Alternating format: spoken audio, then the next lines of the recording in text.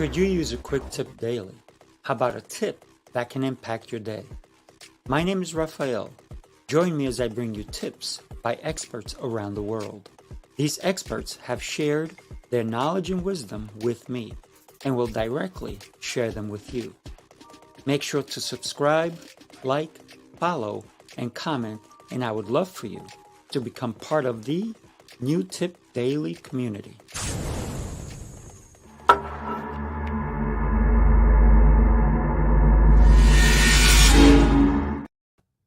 Wow, good morning. Happy Monday. Welcome back to New Tip Daily. We're just getting started. This is episode number 6.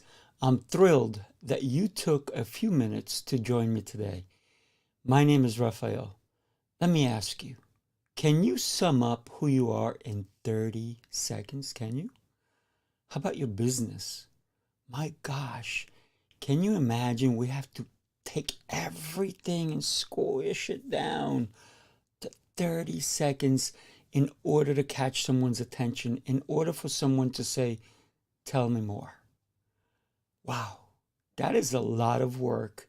Imagine however old you are, and you have to take your whole life experience and put it into 30 seconds so people can want or be interested in knowing more. Let's explore some insights into why this is an important skill. Why is it that we have to cultivate this skill? In this age of fast assessments, it is critical to stay relevant with your personal brand and or business, or both.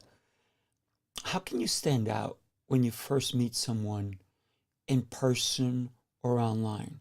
I mean, yes, you can come up with all extravagant outfits, like Lady Gaga. What did she do? We got to notice her, especially in her meat dress, right? And all the different things that she did. But when you think about it, she made you think, she made you look, she made you take an interest. Let's explore your elevator pitch or speech. First of all, why do you think it's called an elevator pitch or speech? Well, like you, I'm curious how things got started. So I Googled, why is an elevator speech called an elevator speech? Here's what came up first.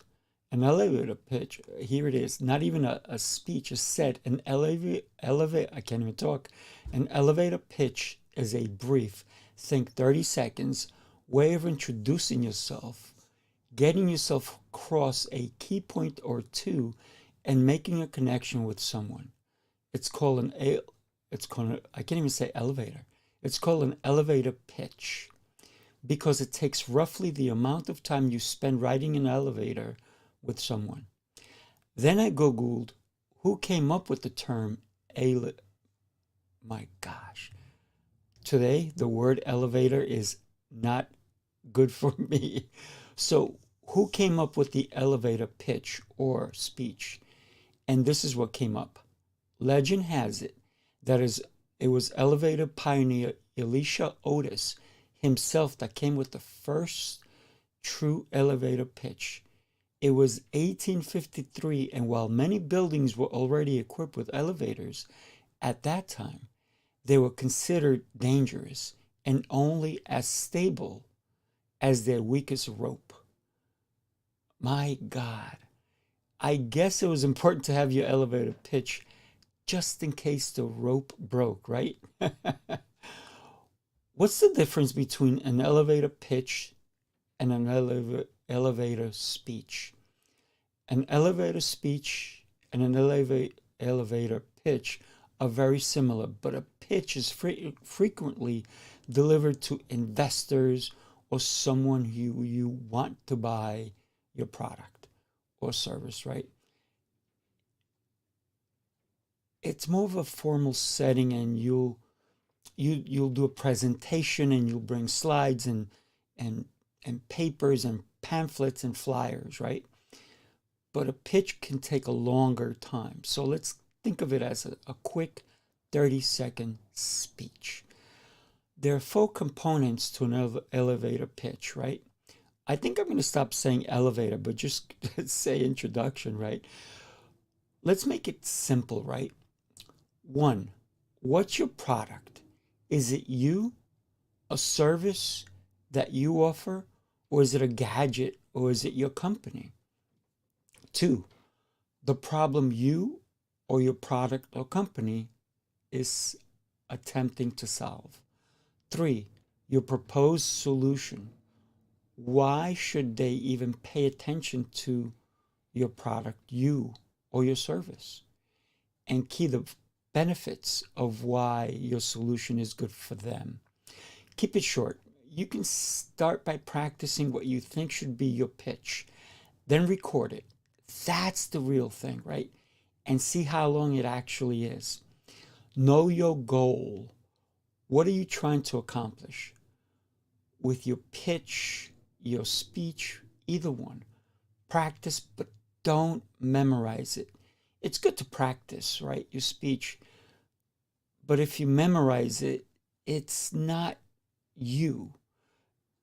Make it you. So make it authentic, right? And sometimes you now have to know the important aspects of it because you may have to deliver it to different audiences.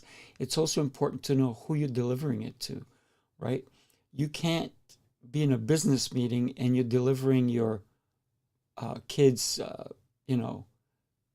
cookies that they're selling for Girl Scouts or Boy Scouts, right?